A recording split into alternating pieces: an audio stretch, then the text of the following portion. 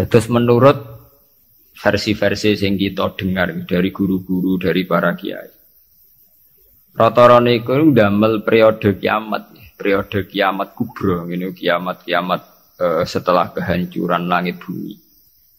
Niku wonten periode pertama. Ini ku trompetan pertama itu melahirkan guncangan, terus dados kiamat kubra. Terus kedua niku bahas.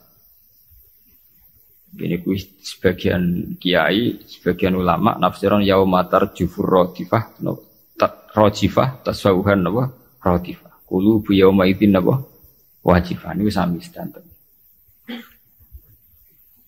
Rata-rata ulama darani malaikat sing nyekel trompet utawi sing calon nyebut trompet malaikat Israfil.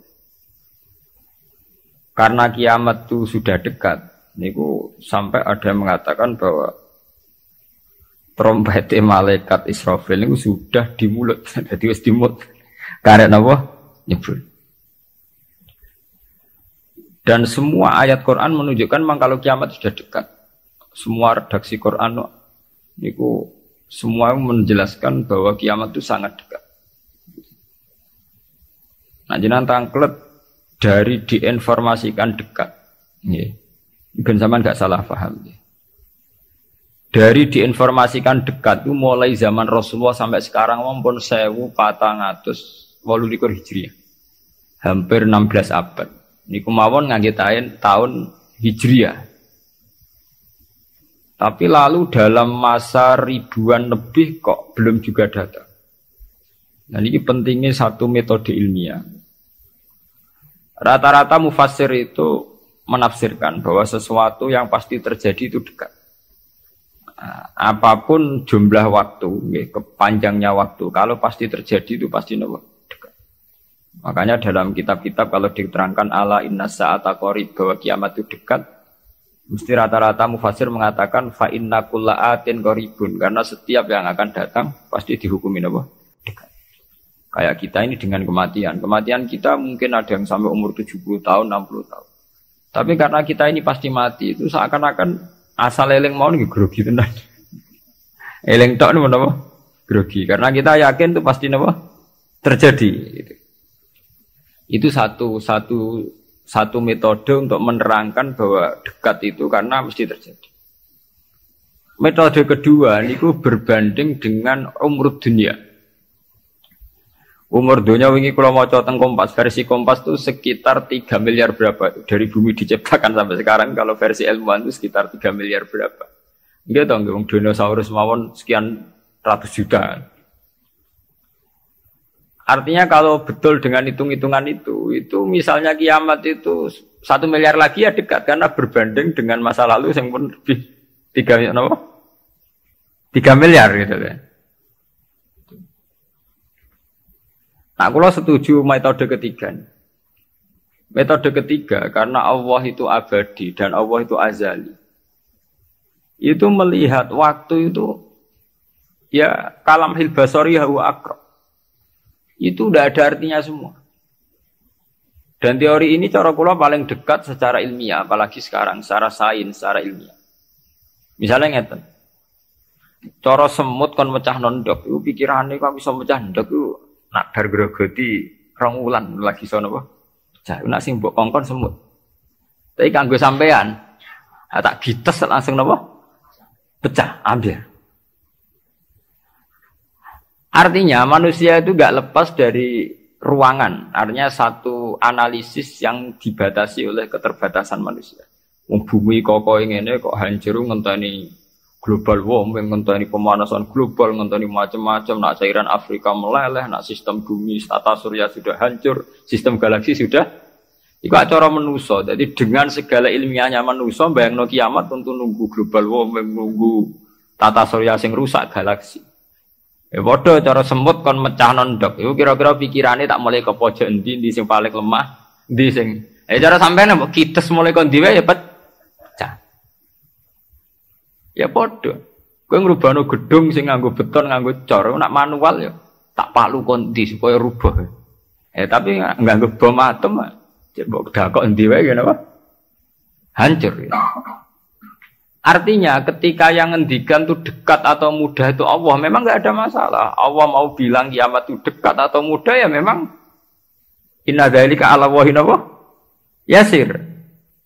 Makanya Allah itu sering berkali-kali kalau cerita kiamat, cerita hal mukhal mesti ditutup inna dzalika 'ala Allahi yasir. Wa kana dzalika 'ala Allahi yasir. Itu mudah bagi Allah. Itu mudah bagi Allah.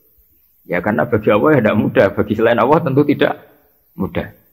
Lah anak ngono kan pun kelepan ya memang enggak masalah kan. Allah cerita parek cek gampang urus-urusane pangeran kita ora usah melok meh. Pangeran nak metu mokonge nak ngendikan la yusalu amma yafalu wa hum yusalu. Bentone manusa wae sering analisis pangeran mbek teorine manusa.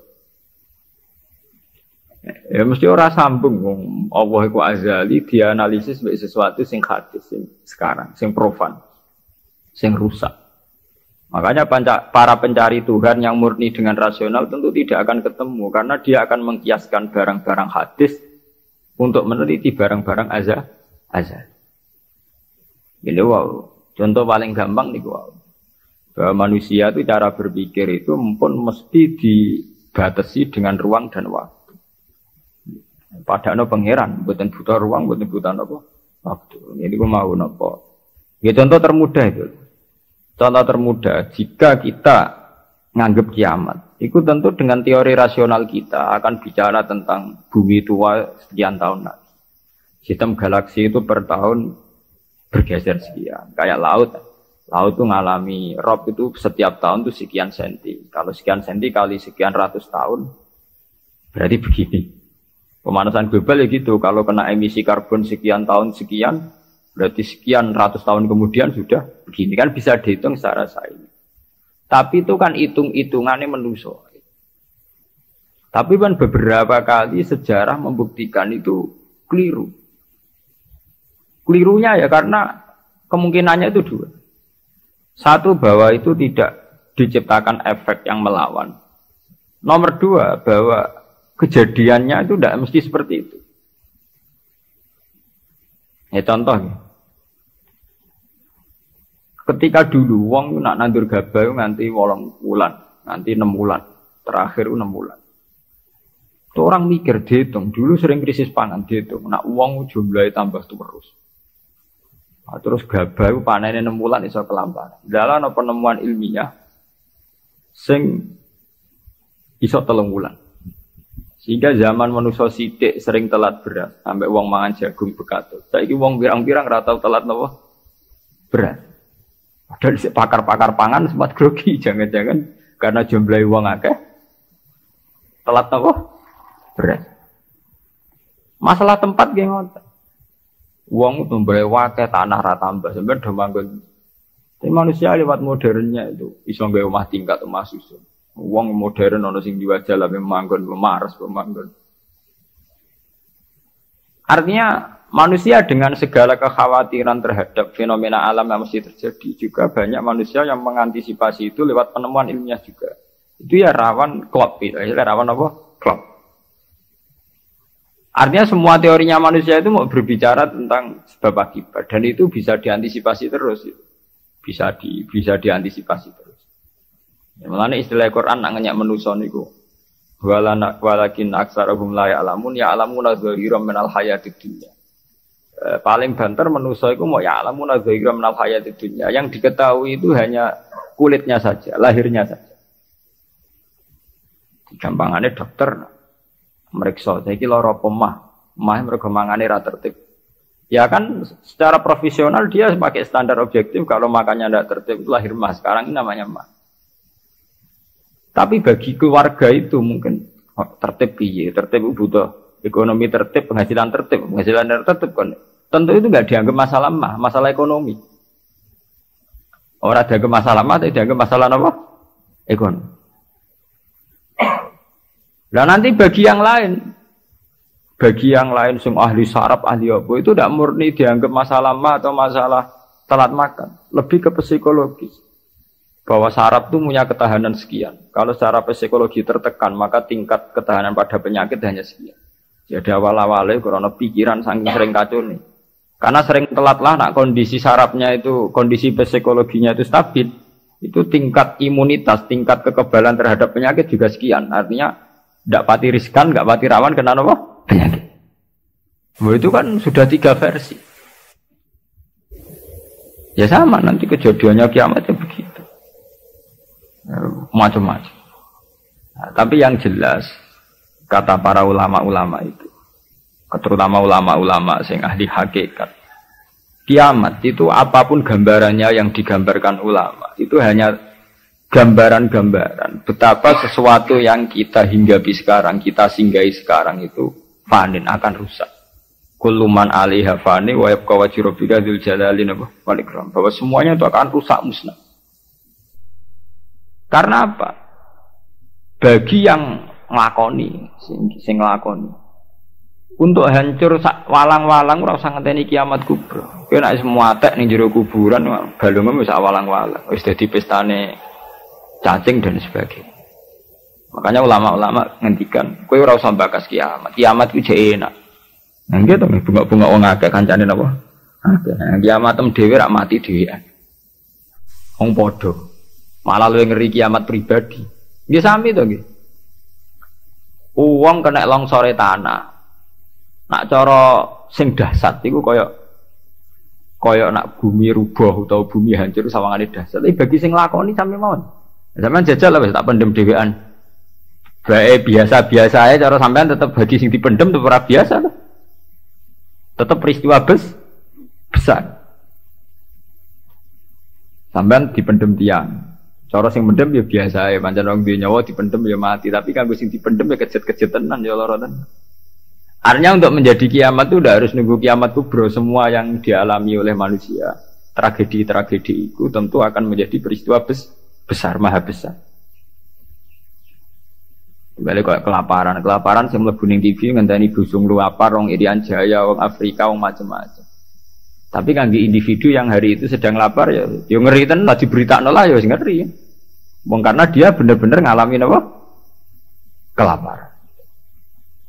Makanya ketika ulama-ulama ilmu hakikat itu lau asyraqa laka nurul yakin la ra'aital akhirata aqraba ilaika min antar tahila ilaiha. Andaikan kamu imannya benar, itu tentu melihat akhirat itu sekarang, tidak usah nunggu nanti. Lau asyraqa laka nurul yakin la ra'aital akhirata aqraba ilaika min antar tahila ilaiha. Andaikan kamu sudah sampai ainul yakin, hakul yakin, kamu melihat akhirat itu sekarang. Tidak usah nanti-nanti nunggu mati atau nunggu ono ba'at, nunggu swarga napa neraka. Kenapa? Ya itu tadi. Bagi orang yang khosyahnya tinggi, orang-orang yang pada kelas iza zikrawah wajilat, akhirat itu sekarang. Sampai nanti ya akhirat, besok ya akhirat lagi, hari ketiga ya akhirat lagi. Sampai kita mati ya akhirat lagi, sekarang pun akhirat lagi. Maksudnya gimana? Bahwa paling kita takuti saat mati adalah masuk surga sebagai simbol ridho Allah dan masuk neraka sebagai simbol tubuh. Dan bagi orang yang sangat takwa, itu takut ya dimulai dari sekarang. Setiap detik kita takut jangan-jangan kita tidak dalam ridho Allah. Setiap detik kita takut jangan-jangan kita sedang dalam suhtu. Nah, ketakutan-ketakutan ini tentu menjadi kita sudah benar-benar kayak di akhirat. Artinya untuk trauma tentang neraka, untuk menikmati surga itu ya dimulai benar-benar sekarang. Artinya ning swarga sing tak golek ya ridane Allah. Ning neraka sing tak wedeni ya suhtu. Sekarang juga kita juga begitu.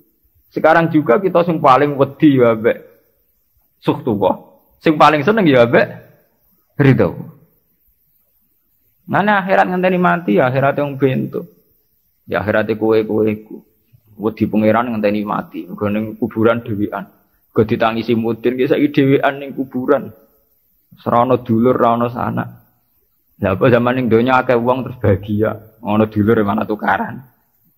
Ana bojo malah saiki kowe lara ning kuburan dhewean ora ana anak, mana ana anak geger malah mbek anak. Ya mudin ya ilmiah. Apa? Mudin itu pek menange dhewe ndek ning nglakoni rutin. Kan apa nak dhewean terus lara kan mboten mesti to. Ada kok anak bojo zaman ning donya malah kadang anak bojo masalah tenan. Itu artinya apa? Itu tadi. Kiamat itu ada, ba'ats itu ada. Kita nanti mati, nanti kita dihisab. Tapi seorang mukmin sejati tentu tidak akan menunggu hisab itu datang nanti. Mulai sekarang itu takut hisab.